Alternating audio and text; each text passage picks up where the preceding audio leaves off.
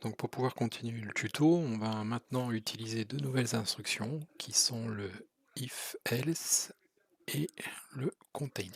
Ici qui vont nous permettre de tester au moment où on parle au forgeron, de savoir si le joueur a le parchemin ou pas. Donc pour ça, on va créer une nouvelle instruction au niveau du personnage forgeron quand on lui parle. Voilà, donc on va sur le personnage forgeron. Ici, on va créer une nouvelle commande qui va être parler au forgeron, tout simplement. Voilà, elle est visible au moment où on lui parle. Et on va créer un diagramme à l'intérieur de test. Voilà. Donc, on va simplement vérifier que le joueur possède l'épée.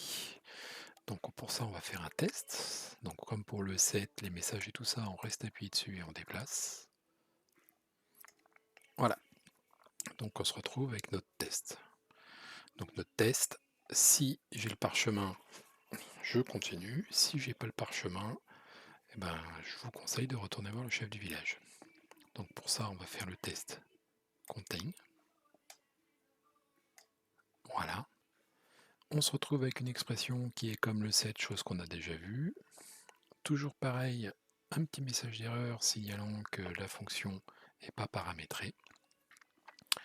Et donc, on va faire un test. On prend le joueur. Donc si le joueur, voilà, contient l'objet dont on a besoin, qui est ici, hop, le parchemin.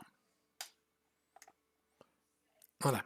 Donc là, on a un test tout simple. Si le parchemin est dans le sac du joueur, et bien la cartouche peut se continuer. On va faire ça en test en affichant un petit message. OK. Voilà. Donc j'appuie sur F5 pour faire le test. Toujours les mêmes instructions.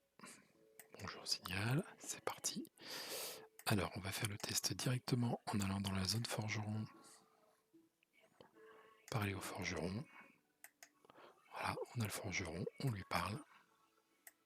Quand on clique sur parler, il ne se passe rien. Maintenant on va retourner parler au chef du village. Voilà, bienvenue au village. On va directement au chef du village. On lui parle. Rebonjour.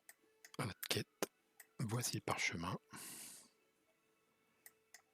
Donc on s'aperçoit qu'on a le parchemin. On retourne dans la forge.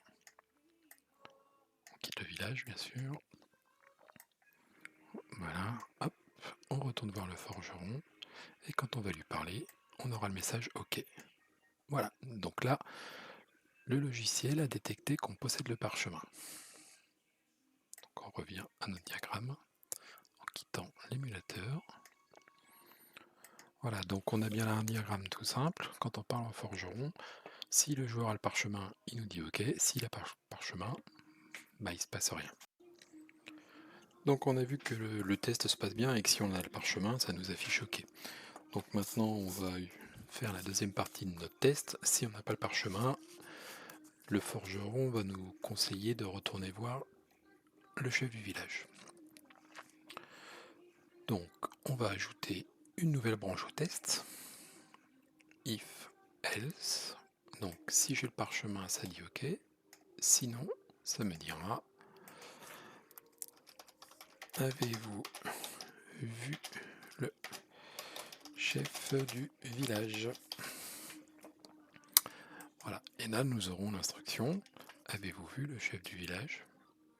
Et on va compléter ce petit test par une nouvelle fonction qui est le show screen ici, qui va nous permettre d'afficher directement l'écran de redémarrage donc de la cartouche sans avoir à recliquer sur tous les petits boutons OK.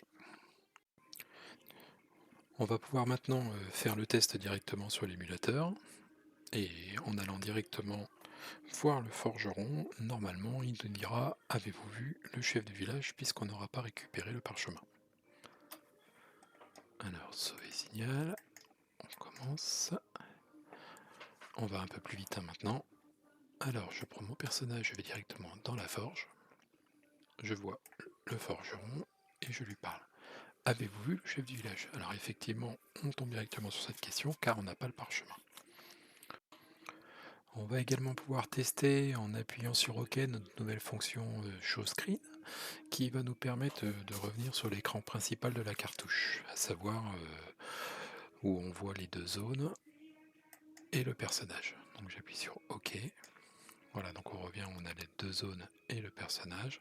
On n'a pas besoin de cliquer sur tous les petits boutons pour fermer tout, puisque l'instruction nous permet de le faire directement. Voilà, tout fonctionne, donc on peut maintenant fermer l'émulateur. Voilà, on revient sur le diagramme parlé au forgeron. Et on va maintenant passer à l'explication suivante en posant la première question du forgeron.